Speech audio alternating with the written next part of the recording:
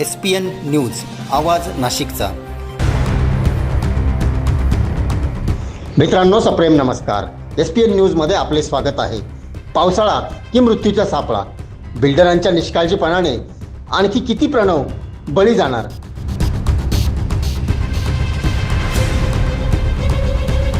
सविस्तर वृत्त असे। नाशिकमध्ये किंवा संबंधित भागात पावसाळा सुरू झाला की एकीकडे वरुण राजाच्या आगमनाचे स्वागत होत असताना दुसरीकडे मात्र सामान्य नागरिकांच्या उरात धडकी भरते। याचे कारण म्हणजे निसर्ग नाही तर मानवनिर्मित मृत्यूचे सापळे। सध्या शहरातील बिल्डर आणि बांधकाम व्यावसायिकांनी इमारती बांधण्यासाठी खोदलेले अवाढव्य खड्डे कोणत्याही सुरक्षेशिवाय उघडे टाकले आहेत।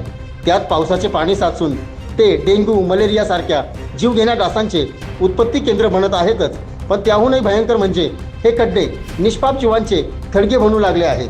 प्रशासनाला आणि बेजबाबदार बिल्डरांना कदाचित विसर पडला असेल, पण जनता विसरलेली नाही। 2 वर्षांपूर्वी याच परिसरात अवघ्या काही अंतरावर प्रणव सोनटक्के या निष्पाप चिमुरड्याला आपला जीव गमवावा लागला होता। भोर टाउनशिपमधील देखील अशाच एका बिल्डरच्या हलगर्जीपणामुळे 2 निष्पाप मुलांचे प्राण गेले होते।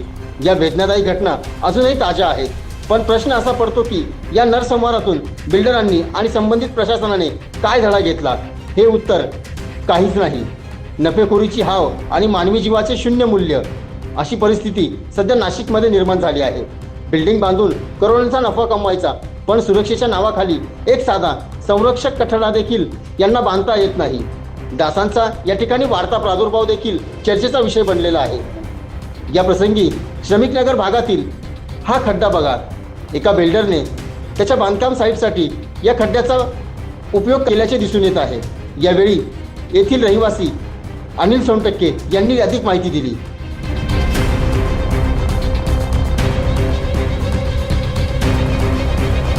बिल्डरांना विनंती आहे फक्त की असे खड्डे इथं घडलेले आहेत। माझा पुतण्या प्रणव सोनटक्के काय मागच्या वर्षी 2 वर्षापूर्वी एक्सपायर झाला होता अशाच खड्ड्यामध्ये। आता एवढे खड्डे आम्ही आता बघितलं आहे की 4-5 मुलं या खड्ड्यामध्ये डोकावून बघत होते।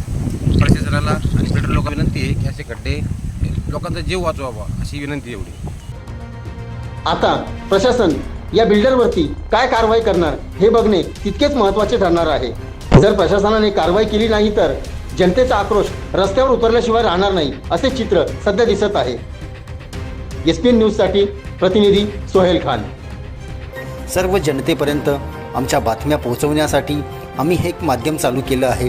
त्याचं नाव आहे SPN न्यूज आवाज नाशिकचा। आमच्या या चॅनलला आजच सबस्क्राईब करा आणि बेल आयकॉन प्रेस करा। धन्यवाद।